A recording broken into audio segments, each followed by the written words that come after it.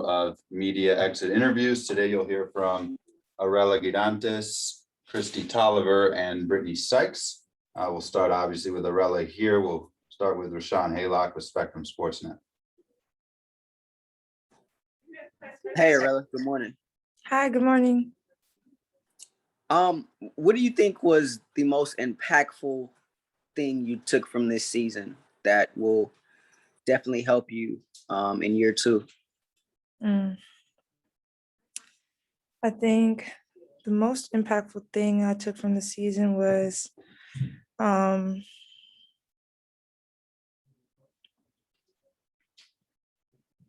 would have to say like all the building blocks that I learned that will help sustain for like the longevity of my career.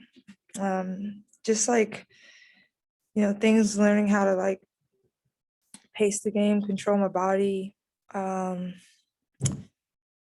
things off the court that I can control where, nutrition wise, like getting enough sleep, working smarter, not harder. And stuff like that. Like I pretty much got a feel, especially in the second half of the season, of like the pace of the game, the mental aspect. Seeing like the culture of the Sparks, how we want to win games, things like that. So all those details are going to be implanted in my head going into the off season. I'll be able to prepare a lot better, not just work and work out and all that stuff, but prepare for the upcoming season. Thank you. Thanks, Rashawn. We'll go to Tukni Nguyen with the LA Times. Hi, Arella. Kind of going off what you were just saying, what are some of your off-season goals and plans as you get ready for your second WNBA season? One of my off-season goals is to, be more consistent in my spots, knowing where, knowing like, the type of areas I'm going to be shooting from, where I'm going to get the ball, being more consistent in those spots, being ready. Defensively, just becoming a little bit quicker on, certain movements that I want to improve on. Also, like being more versatile. I've always been like a stat stuffer, be able to impact the game in multiple ways. So kind of getting back to that and be able to impact the game off the ball. Those are one of my goals, to just improve on off season, just watch a lot of film and just continue being a student of the game.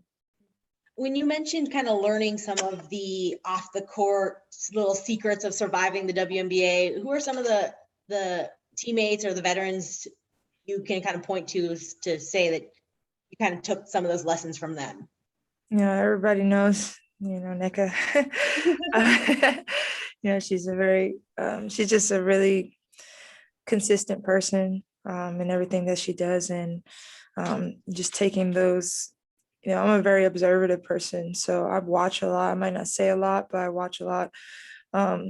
How people carry themselves on and off the court. And she was one of my favorite people just to observe and see how she moved on and off the court, how she took care of her body, how she prepared for games, how she prepared. KT is a good leader to see, to observe too. I like the way she just went into games, just knowing a lot. It was more, I admired more of her like student of the game approach, the way she like watched film and her little details that she took into consideration before playing. So yeah, those are a couple of things. Performance-wise, how would you kind of evaluate your own rookie season? It was obviously very strange with the delayed training camp and the big Olympic break, but how do you think you personally kind of handled the things that came your way? I'm a soldier, so I'm gonna handle whatever is thrown at me regardless. But I think I don't have any negative view about my rookie season. Obviously, it started off weird. It ended a little better, but yeah, from the start, since draft night, I think it was just like a whole big chaotic scene. But yeah, and then coming off of COVID and then coming to training camp late and just the chaos I had to deal with, it was tough. It was definitely tough. It was tough on me mentally. It was just like nothing possibly went right for me. So I think I handled it with a lot of grace. I handled it with a lot of maturity. And I'm proud that I just, I continue to learn through like whatever's thrown at me. Like there's no like negative I can possibly say because, this is what I asked for. So whatever comes with it, I'm embracing it.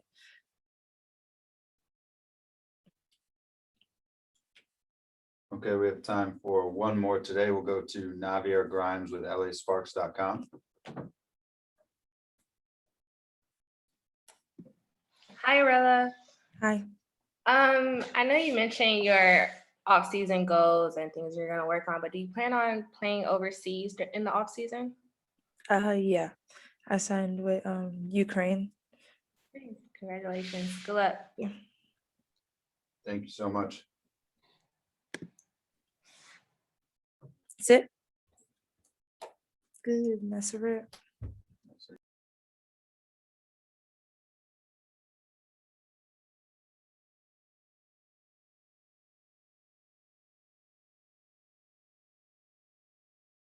Easy when you're entering a new team in a new situation, and then on top of that, being injured, having some just weird, goofy injuries.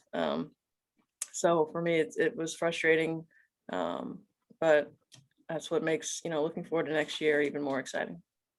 A lot of the players said while you were out, you turned into Coach KT, and obviously, I mean, you do that as well. What does that look like to your teammates? I just try to help them see the game, slow the game down for them, instill confidence and trust in them, which I always have.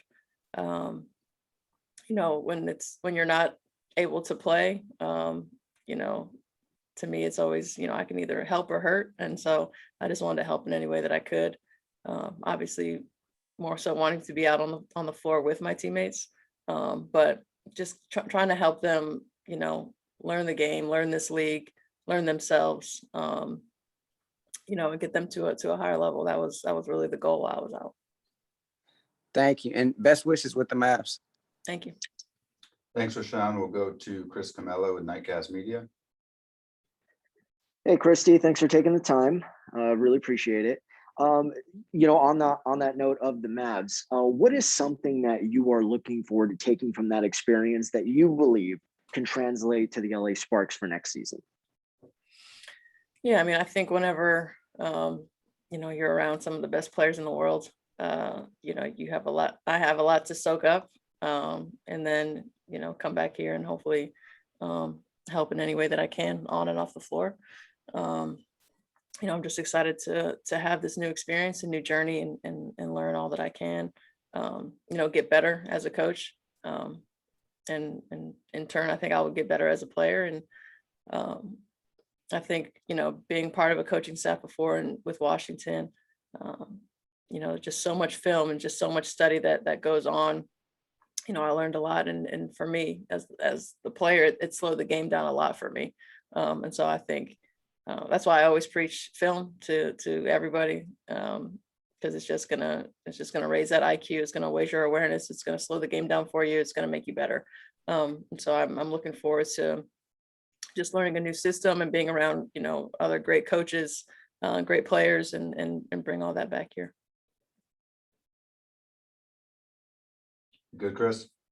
Oh, yeah. Thanks, Christy. I appreciate it. Yeah. Thank you, Chris. I will go to Tupi Nguyen with the LA Times. Hey, Christy, you mentioned some of the injuries, and yeah, they were kind of just these weird, goofy ones. But after suffering some injuries in 2019 and taking 2020 off, just how did your body feel physically, and how long, I guess, do you still have to play in this league before you transition to full-time coach KT? 2 more years, right? I have 2 years left. No, I think this year was just different on a lot of levels, coming off a knee injury and spending the whole off season, not healthy and having to do rehab and preparing myself just health wise, for this year. And then after sitting out a year, just the body just not having the same amount of basketball feel, it changes. So I'm really looking forward to, this off season, obviously coaching, but I'm going to be on the court every single day. I'm going to be doing ball handling with these guys every single day.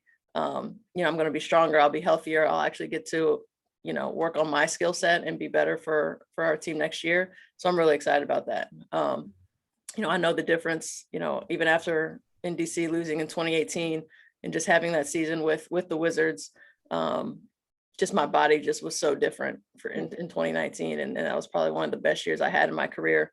And I was in my 30s. So I'm certainly not old or done. I think everything happens for a reason. And now as I go on to Dallas and work with those guys, I'll also really be working on myself and getting better and getting stronger and being 100% ready. And then on that note of kind of the future of you and the Sparks, what encouraged you about this year and what some of your younger teammates were able to do to keep you guys really in that playoff race? So literally the last shot. Yeah. What encourages you about what they were able to do for the future of this franchise?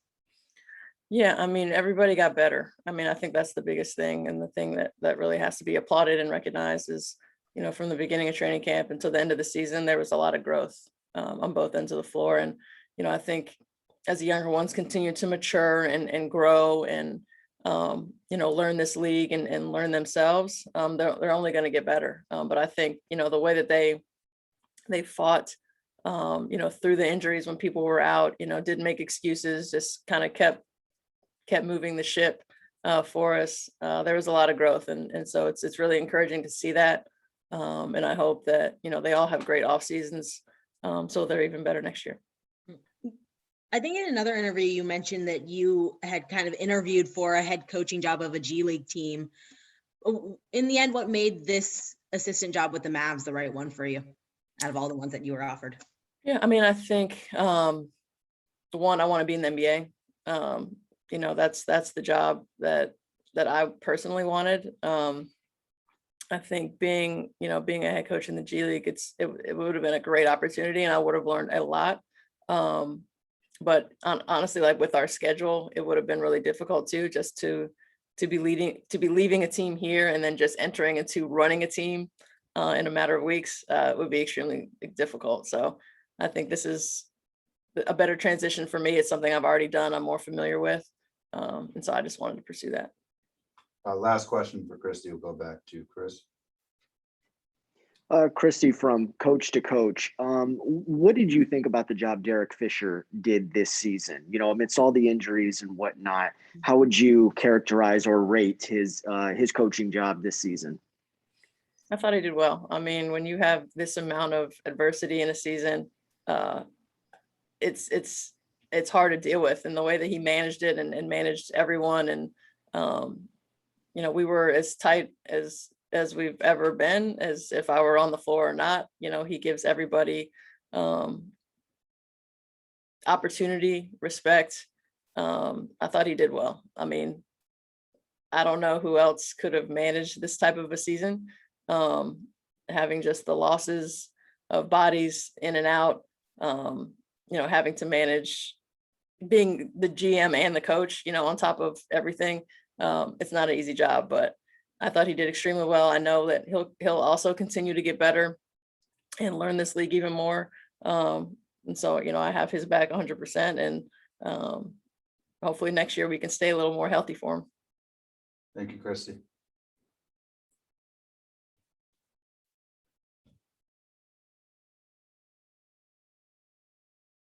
That's nice. I have to. All right, questions for Brittany Sykes. We'll start with Rashawn Haylock with Spectrum Sportsnet. Hey, Slim. What's Good going morning. on? Good morning. Not Good morning. Having some time here, since the last game, how would you best describe this season? On one hand, like I can think of one thing, like growing pains, and then on the other hand, it's like I still haven't had enough time to really process like what this season was like. We had like ups and downs, but it was one of those things where it's like you got to enjoy like the journey to like understand like where we're trying to go. So within like how the season went, it was one of those things where it's like, all right, we're figuring it out. We're getting better. And that was the biggest thing, like figuring it out is not making the same mistakes that we were making in the past. And you can see that like gradually throughout the season, we got better at things that we weren't doing, so to say, in the beginning of the season. So the second half definitely put a bright spot on like what it is that's to come. Individually, what are some things that you want to key on this offseason? Hitting the open shot, and being able to be that person that, a lot of teams do leave off of. I realize that this season a lot, and a lot of teams go under. So just to be able to continuously hit that shot and obviously keep getting better on the defensive end and crashing the boards more, for sure. I want to crash the boards more. So I'm really and that's just effort. You can't really work on that, right? But I'm just really looking to like figure out those little things in my game. I'm going to be talking to LT. I'm going to be talking to Coach Fred, trying to figure out the games within this season, things that I didn't realize that I can kind of work on in the offseason. Awesome. Thank you. No problem. Thanks, Rashawn. We'll go to Chris Camella with Nightcast Media.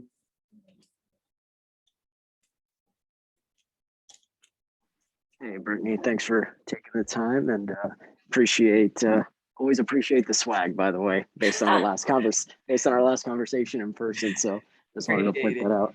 Thank you.